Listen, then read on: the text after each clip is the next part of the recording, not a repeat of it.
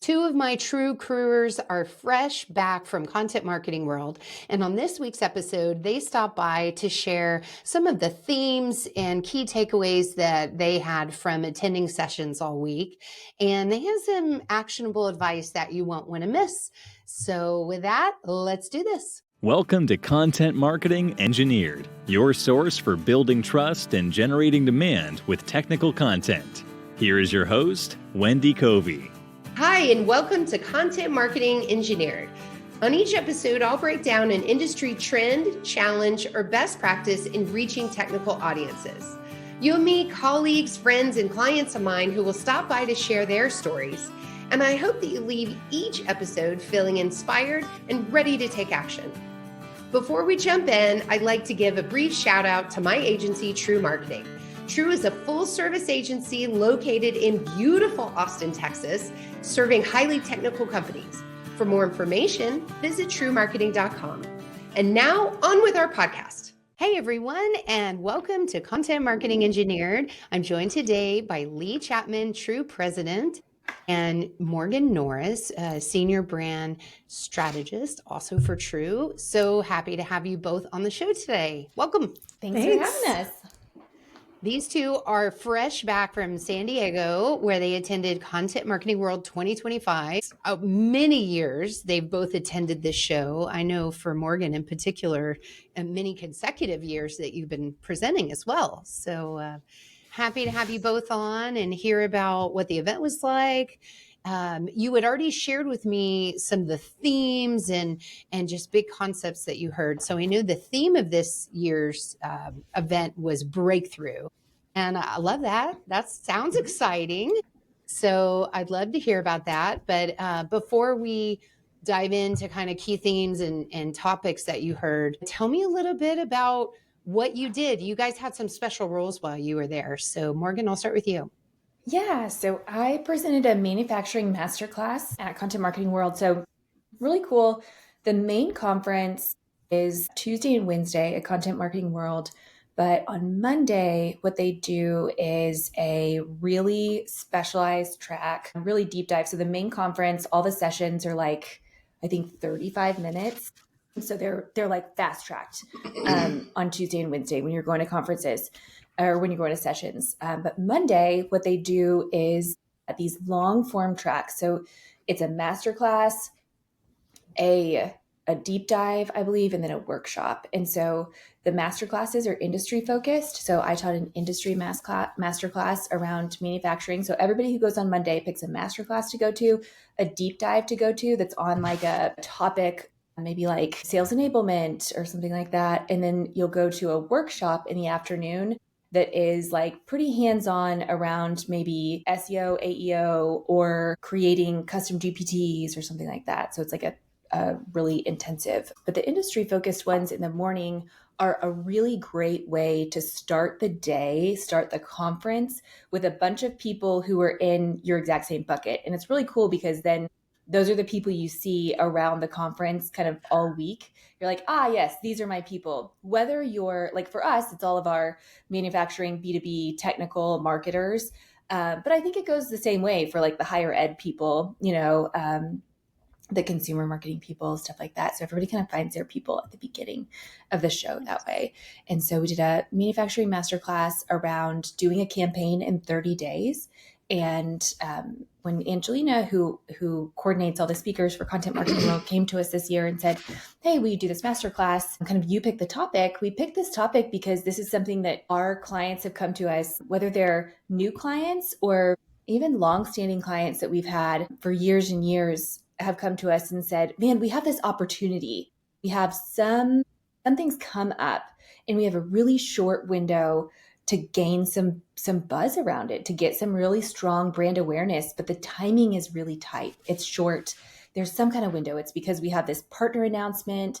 We have the opportunity to talk about this customer win, but we've got to talk about it right now. Or we have the chance to grab onto this industry event or this really timely news event, but we've got to do it now. And so it's like this, how do we build brand awareness in kind of 30 days and use third-party channels and stuff to do that? So we really walked through the process end to end of what it looks like.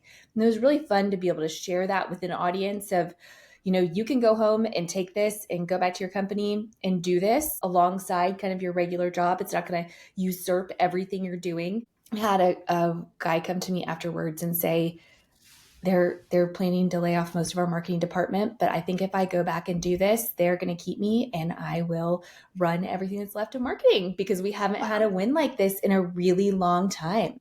And so he was like, I just think our executives would be floored by the amount of brand awareness if I could get this kind of brand awareness in 30 days. And so it was just so cool to be able to empower people like that. So that's what I did. Nice. And that was like the very first thing on the very first day. And then you were free to just enjoy the conference, which we'll talk about in just a moment. And then Lee, you had a special role at the conference as well. What were you up to? Yes. So every year, the Content Marketing Institute, who puts on Content Marketing World, does a mentor-mentee program. And so this year there were 36 pairs in the cohort. And this is actually my second year to do it. And I just got so much out of it. Really enjoyed bonding with my mentee, Michelle Jackson. She's running an agency that's in startup mode. It's kind of the third agency that she's been at with this same group that's evolved. So they're called Back Pocket Marketing. They focus on association marketing. So she's in year one building up business development, sales, and the identity of the agency. And so that's been my role at TREW for several years. So it was really great talking to somebody who's new in that role and then sharing kind of what I've learned for doing this for a few years, but also hearing some new things that she's been doing and trying that I've been able to bring to TREW that have been really helpful. So I feel like I got as much or more, out of it. And I felt the same way last year too. So one nice thing that they do with this program is that monthly, not only are you having calls with your mentee, but you're also having then separate calls with the whole community in the mentorship program. And so you get to meet other people from Austin. There were several other Austin area mentors that I bonded with over the last couple of years and built relationships with. So then it's fun to get to see everybody in person when you get to San Diego. You're like, oh, we've been talking for months. I feel like I know you. And Content Marketing World does a great job too of having kind of dedicated tables at lunch every day. So you kind of get to sit with that group every day. Everybody's downloading. What sessions did you go to? What speakers are you going to this afternoon? And so it's really sort of kind of like a little micro conference within a bigger conference. It really kind of anchors you. And so that was community really within the community. Well, and in both instances, right? It's this micro community within it. How great. I love that. Yeah. And so I highly recommend it. I think you can go onto the CMI Institute's website and sign up if you're interested in either being a mentor or a mentee for next year. I think those close in March of 2026. So you've got several months, but if that's something that you think you would be interested in doing, or somebody who you think would benefit from it, I can't recommend it highly enough. Awesome. Okay, well, let's talk a little bit about the conference sessions you guys attended. And Lee, ahead of time, you kind of gave me these 3 buckets that you put all your notes into. And I love organization. So they were storytelling as a strategy, AI and search disruption. So no surprise there that was a big focus. And then new ways to think about content systems, tools, and paid channels. So I love that. So let's start with storytelling. So tell me, what were some of the sessions y'all went to? What were some of the themes you heard? Who would like to start? Lee, I'll pick on you. Yeah, I will say, so Pam Didner, I know she's been on the podcast before. I'm a huge fangirl. I watched her on our podcast. I attended her session last year. When Morgan and I were in the speaker room, day one, I'm like, oh, it's Pam. And she's like, who are you? And I'm like, oh, I feel like I know you from LinkedIn. She has so much energy and enthusiasm. If you're not following her or you don't know who Pam Didner is, like, do yourself a favor, go look her up. She's phenomenal. So Morgan and I think both went to her session, and she has her own consultancy where she focuses on marketing strategy, marketing planning, and sales alignment. And this year, specifically, she was focusing in on this theme around storytelling and how it's so critical when you're trying to align across sales and marketing. Sometimes we know it can be a little contentious. And so having a story that you're trying to tell to provide clarity so that you're all on the same page. Who are we trying to reach? What are their pain points? What is it that we do that can help solve the pain points? And then what does success look like? And if you can capture that story and get clarity around that, you can solve 90% of the problems that could come up between those organizations. So it was a really kind of a great way to start the second half of Monday. Yeah, and I think typically within the content marketing world keynotes, there's usually one really great storytelling aspect of the keynotes. Last year, I remember when we did this recap, I talked about Ethan Braden, who had just at the time gotten hired on as A&M's, I can't remember what his title is, but he's like the head of brand at A&M, University of A&M. And so he was in charge of creating this like brand, promoting the like brand and culture of A&M. And he showed some of the ads that they were creating and things like that were just like really moving, and you could see the value of the brand. And they brought in Farah Kober this year, who works for BBC and BBC Storyworks, which is part of their BBC studios. And she just talked about, I really appreciated, so it's like, it's encouraging to sit and like see some compelling visuals about brand, right? Like you see a story and you're like, oh, that was like cool. Like that felt cool. But she really honed in on the measurement of brand. And I think it's really, really remarkable for a marketer to be able to do that. So you think about storytelling, and especially with a technical audience. So she was talking, coming from the background of this story she was telling was in theory, I mean, in all practicality, about this really deep technology around medical device functionality, eye tracking function, using your actual eye movement to control computer functions. And for people who are completely disabled, think of like a paraplegic who can't move any limbs, but can move their eyes and use their eyes to then type words, and those words then can be translated into audible speech. And so really giving complete power to somebody who doesn't have a ton of functions in their body. Okay, amazing, Wow. right? So she puts together this beautiful, like, just amazing video of this man named Bernard, who has, I believe, ALS and is completely paralyzed. But he's having this conversation. He was an entrepreneur and had lost all this, so much in his life. But then is having this conversation with his wife, and he's creating these paintings with his eyes using this technology. And it's incredible. But she was like, you know what? There are so many times that we create these amazing, compelling stories, and you go back to the C-suite and they're like, okay, well, like, what did it do? Right? How do we measure this? And so she started doing these focus groups, and they started putting together some metrics around this and measuring purchase intent. So putting together really, really technical focus groups of decision makers who would potentially buy that technology, not necessarily the end user, but the actual like big companies that would buy that technology, watch this video. And then she was seeing, I wrote down some of these stats, but it was like when brand positivity goes up, but some of these stories are lifting purchase intent for that specific brand by 60%.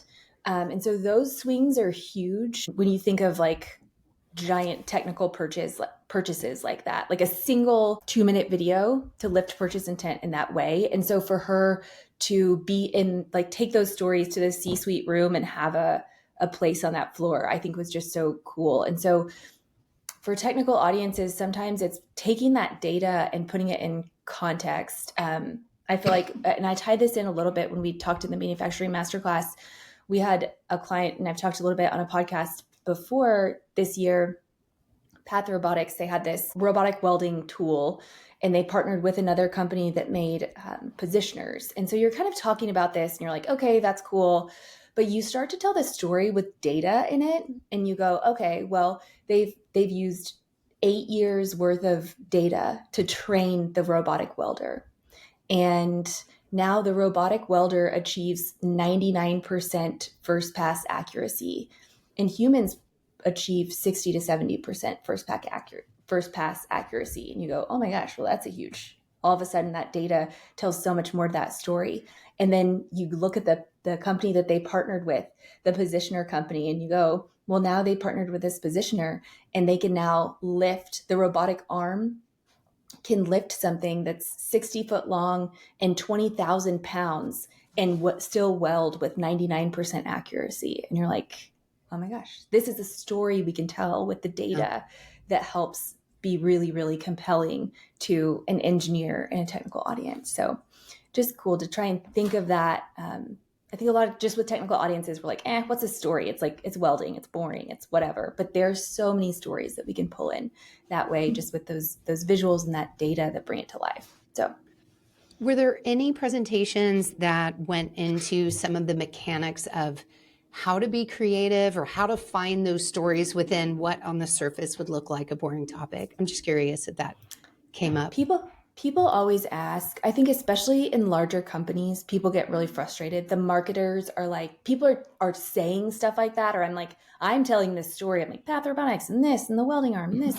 And people are like, well, how do I have no idea what happens. Sales sells something and I have no idea where it gets to. People are it's a constant question people ask in Q&A at the end. And it always goes back to almost what Pam was talking about in her session was like, you've got to have this close relationship with sales. Like you've got to go be friends with them and make them happy and have a good relationship that way and help them throughout the process so that you can continue to have that relationship as they manage accounts and account managers as time goes on, so that you can tell those stories over time, because you've got to know whose hands the product ends up in and what they're doing. And when that account manager is 2 years into that contract and they're following up, you need to know. And so it's an internal issue. Like you've got to internally be connected within your company. And so it's like kind of a cultural thing internally, I think. Yeah. So demonstrating the value to sales and showing why marketing needs to be plugged in, needs to hear those stories, and then what could be the output of that and what's the ROI of that output. Okay. Right. Okay, good. Well, switching gears, I know that AI and search were, I'm sure, all over the place because we're certainly getting a lot of questions on that. And I'm curious if generative search was referred to as AEO or GEO and just all the things. What's the latest? So Lee, what did you learn? AIEO, I know all the terms. I think everybody was trying to figure that out. The one that I'm hearing more, I feel like, is GEO, so generative engine optimization. So there were a ton of sessions on AI, and I will say, and I was hearing this from the mentorship cohort too, in some ways feeling like a little bit of conflicting information, right? There's like prompts that you should use. Everybody should use exactly this prompt. And then other people are like, don't ever take anybody's prompt. Like you always want to customize the prompt. So I think we're still in this development phase where nobody's got it perfected and everybody's learning. So that was the biggest takeaway, is that if you're not already trying to work in generative tools, now's the time. And it's never too late to get started. So one of the sessions that I always enjoy is Dale Bertrand. I'm a huge fan of Dale as well. And he's a fan of the show and Industrial Marketing Summit as well. So he did a session on GEO and had a lot of great stats and slides and discussion with everyone there. And a couple of the takeaways that really resonated for me, and we've seen this at TREW and we're seeing this for some of our clients too, just we're getting found so much more from generative search now than we are organic traffic. And there was some stat from Gartner that I think they put out many years ago that has some stat that says, in 2028, 50% of, your organic traffic is going to be cut by 50%. So for some people, that was a new thing that they were hearing. And so what does that mean? And what is different from traditional search than generative search? And so one thing Dale's seeing, and we're seeing too, is that it's converting better than traditional search, but no one has exact numbers of by how much. So that's still out there. The other key piece is that because generative searches do a lot more summarization when somebody goes in and asks a question, it's cutting out lots of steps of the buyer's journey. So in a traditional search, somebody would do a search on something and then they would get to your website and then they read a blog post and then they read a case study and they'd subscribe to an email. And it was this very linear process. But with Geo, people are getting a lot more information answered And so when they come to your website, they're going deep into middle and bottom of the funnel content. And so that content's more important than ever. It's also shortening the buyer's journey substantially. So I think that was a pretty big takeaway.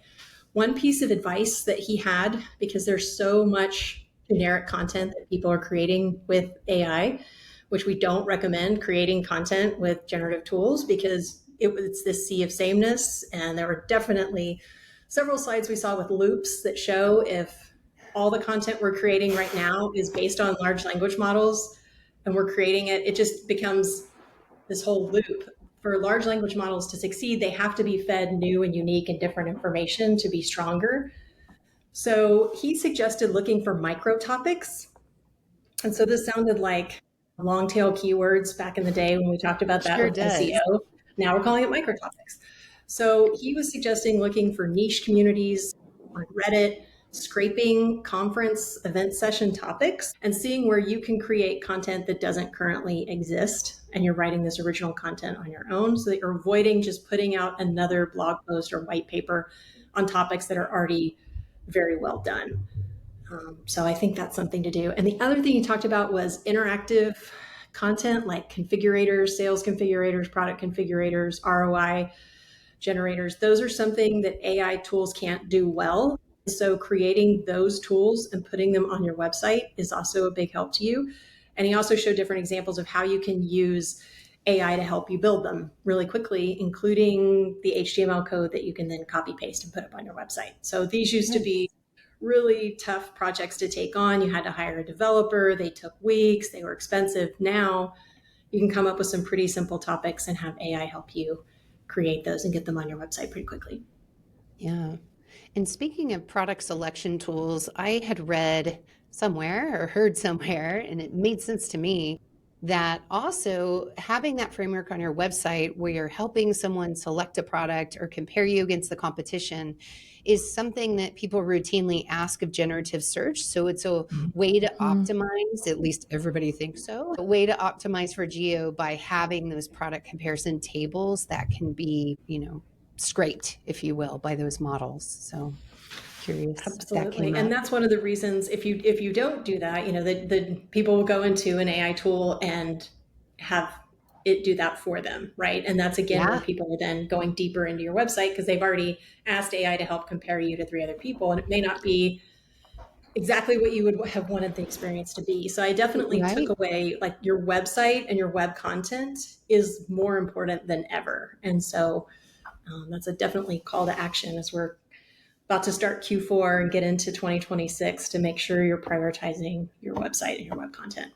Yeah. Dale had mentioned that those product compares, which made me like cringe a little bit, where having those blatant pages where you're comparing yourself to competitors, because that's what people are asking for. And so it's either like you give the information or ChatGPT is going to pull it as they wish, or your competitor is going to do it. And so it was really interesting. It was like, might not be in your exact comfort zone, but it's either you're going to say it like you want it or somebody else is going to say it for you. And so it was kind of sobering thought there.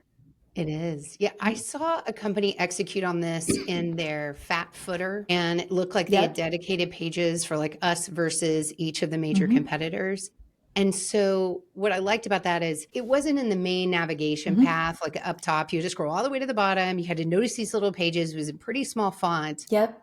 But yet, because it was on the homepage, that's going to elevate its visibility to search engines. So I don't know, maybe a way to execute on that if you're considering it. Anything else, Morgan, from your end that you saw on the topic of geo SEO? Yeah, not necessarily. Dale covered a lot as far as geo. Lots of talk about like agents and custom GPTs. I do think it's crazy that lots of people talk about these topics, but very few people will show you what they're doing with them. And I think it's for 2 reasons. I think one, people are like a little bit of like, they don't want to show you sort of what they feel like is their IP. But the second reason is I think everybody's working with these tools differently. And there's a million ways to work with these tools, because sometimes you'll see somebody be like, this is what I use an agent for. And you're like, really? I use a custom GPT for that. And you're getting a similar functionality out, like it's working for both of you in the way that you need it to work for you. And that's okay. But there's not like one absolute right way to do something. And so I do think people have a fear of sharing exactly how they're doing something, because then if somebody's like, hang on, I do that differently, are you sure that's right? There's like a lot of holes potentially to poke in it. And so there were, of all the sessions I went to, lots of people talked around it, but there were there were a couple sessions where people actually were like, here's what you can do, which is I think why we love Dale, because Dale's like, here's actually what you can do. There was a session that walked through exactly what it looks like to create custom GPTs. And I think some of it's like, it's easier than you think, and then it's harder than you think, in a way that this is like, you can sit down and start to do this, but it's a little bit harder to where like, you need to have like 25 of these all doing different things for you, type of thing. One thing I was introduced to that I didn't know existed was Google's Opal tool, which is a beta tool that you can use to build apps with commands. And so you can have it like build an app to scrape LinkedIn for different topics or something like that. It's definitely not perfect. And I think it would be better for somebody who has a little bit more background in coding. Once it builds something, you can tweak it. I don't feel like I have the expertise to tweak it very well. But that was something that I played around with a little bit that was new.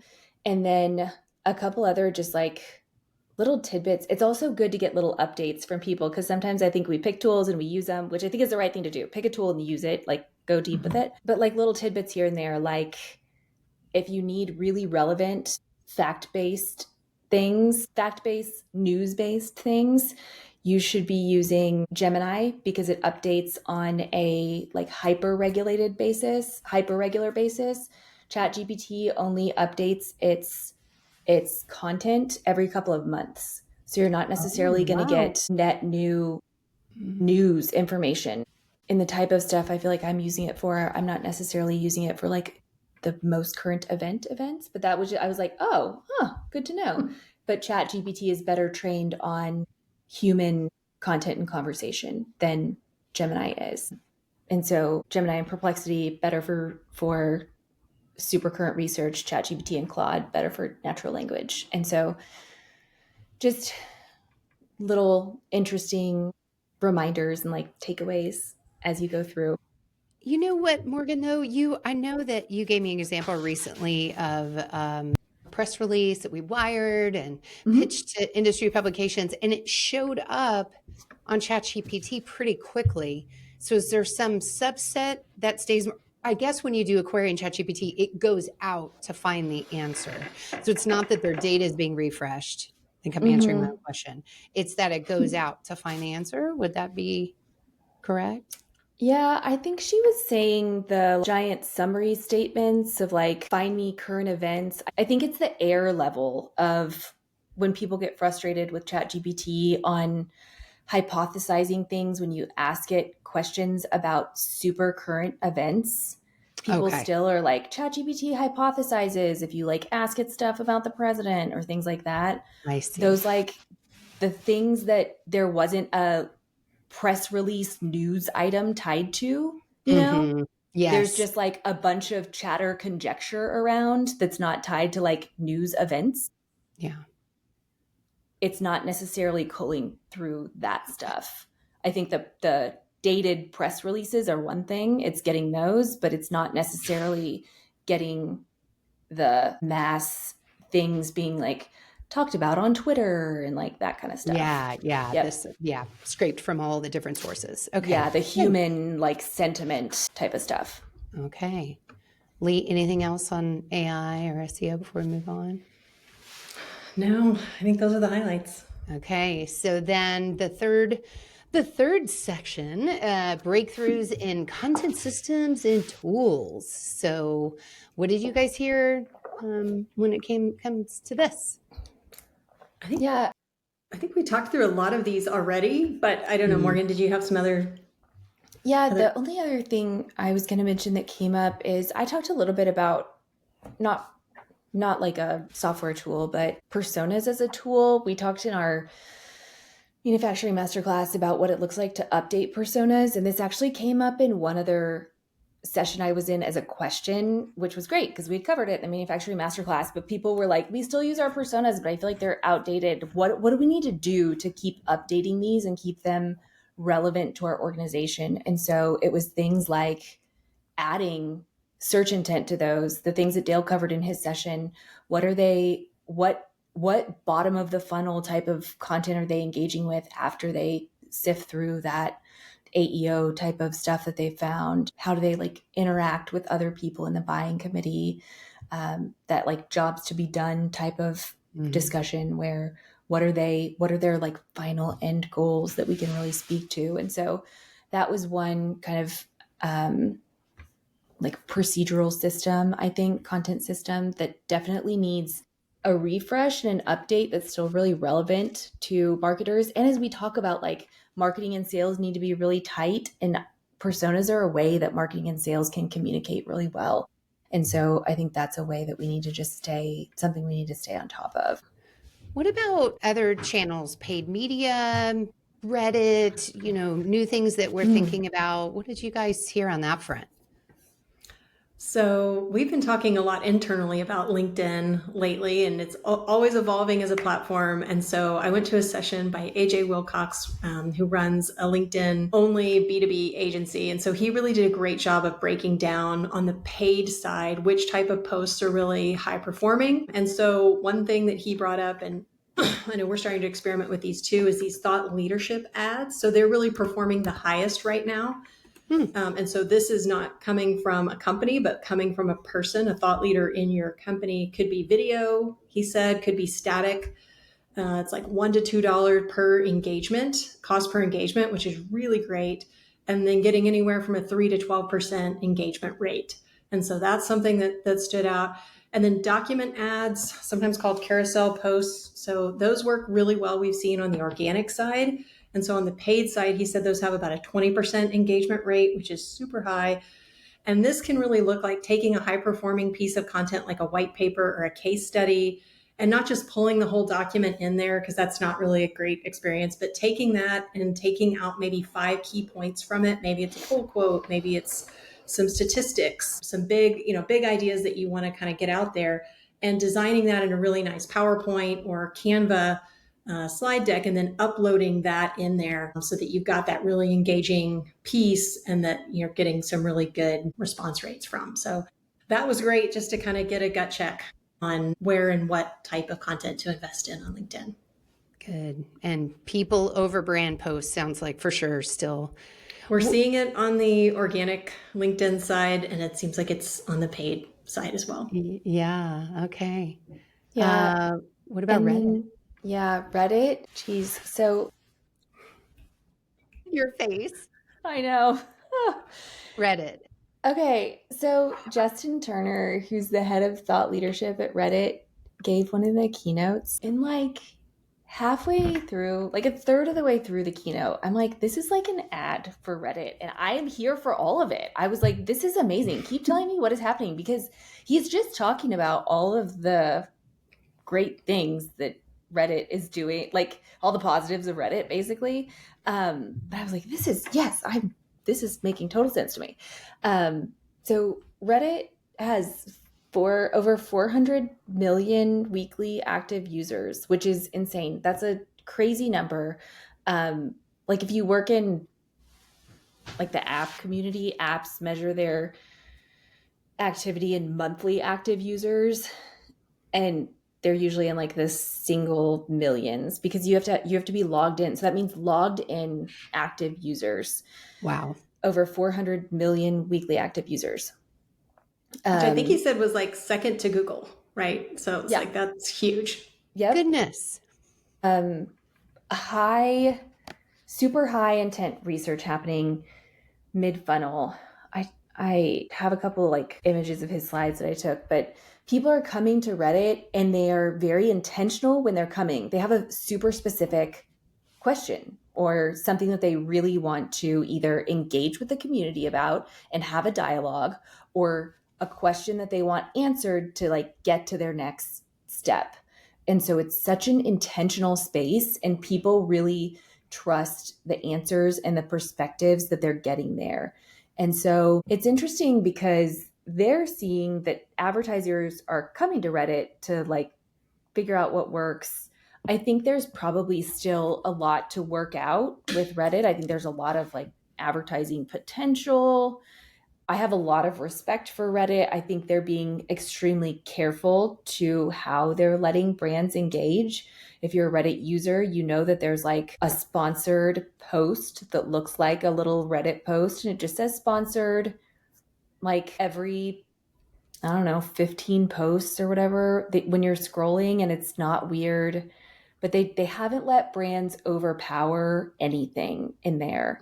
And so I'm not sure actually like what direction they'll go. I'm sure they're sitting there going, we have all of these eyes, largest body of conversation online, largest unduplicated amount of interest, the faster growing than any social platform. Those were some of the stats he shared. I mean, the graph of like users just goes like that.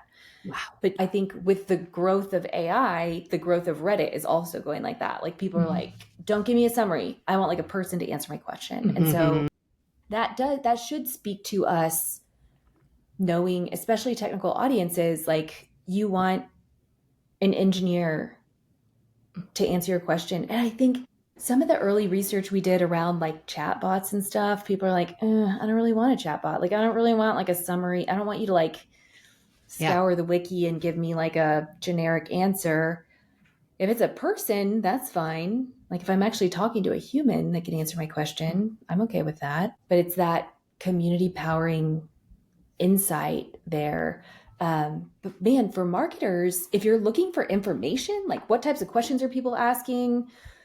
What topics are engaging to people? What topics strike a lot of debate? What topics push buttons? Like go to Reddit. You can find it there because you'll see what gets a lot of engagement, what doesn't, what's a one-shot answer, what drives a lot of engagement. And so that's a great spot to go. Did he give any sense for how much of the conversation was business oriented versus personal? Do they try to have any separation or B2B, B2C? No. He didn't say. I feel like it's still more B2C leaning, but I'm sure there's a lot of subreddits that are deep in engineering. I think it's just how you go about finding those. I had never downloaded the app before. I always just used Reddit on a browser. And so after he spoke, I downloaded the app, and it is a much different experience in the app. And the more you use it and the more it knows what you're interested in, the more it starts serving up to you that it's predicting what it thinks you'll be interested in. And so I'm interested to watch in the next couple of weeks how that shifts. And if I feel like there's a little bit of the algorithm that's feeding that and a little bit of you can go out there and start diving into what you're most interested in learning. But I think it's really a difference, right, between if you're going to AI to give you an answer versus you're going into Reddit and you're looking for a community of people, not just one voice, but you're looking for a bunch of different people and the human experience. And I think it's great to see that when you could go and look in an AI tool for an answer, people are seeking to go into Reddit and be a part of that community and that conversation. Yeah. If you have zero experience with Reddit, I would encourage you to get involved because it's going to continue growing. And so it should be a platform you should understand and have your hand in. And so if you have no experience, go make a username and have an account and then join all a subreddit is. Reddit is just full of subreddits, and all subreddits are just single like channels, like forums, basically. Join the channel for the city that you live in. And so when you open your Reddit app, what you'll see is what people have posted for the city that you live in. And that's really easy to start to engage with or just like be interested in because it's right where you live. And so that's a really easy way to start to just get yourself familiar with the platform. Yeah, that's a great idea. Good. Well, I guess to wrap things up, let's take a giant step back and say, out of everything you heard the whole week, what's one or two things that stood out or actions you would take or advice you would give to somebody? I think it's continuing to hone your story, right? Like, the tools are changing and the playbook's changing, but the basics of knowing who you are and what makes you different, telling compelling stories, sharing data, building communities. I think keep doing those things. Always keep those front and center. Yeah, I would say that. And then press into tools to do things that make your job easier. The parts of your job that are hectic and disjointed and difficult, use tools to accelerate those. Very good. And I would be remiss to not mention the Industrial Marketing Summit coming up next March, because Dale will be presenting. Brought up Dale today. Morgan will present. So a lot of the topics we touched on, we have a Reddit presentation with an industrial marketer who's actively using Reddit for her company. So a lot of good stuff here that we are building upon what was presented at Content Marketing Worlds. If you haven't checked that out yet, go to industrialmarketingsummit.com. All right. Well, thank you very much, Lee and Morgan. I appreciate your time. Thanks for joining me today on Content Marketing Engineered. For show notes, including links to resources, visit truemarketing.com/podcast. While there, you can subscribe to our blog and our newsletter and order a copy of my book, Content Marketing Engineered. Also, I would love your reviews on this podcast. So please, when you get a chance, subscribe and leave me your review on your favorite podcast subscription platform. Thanks and have a great day.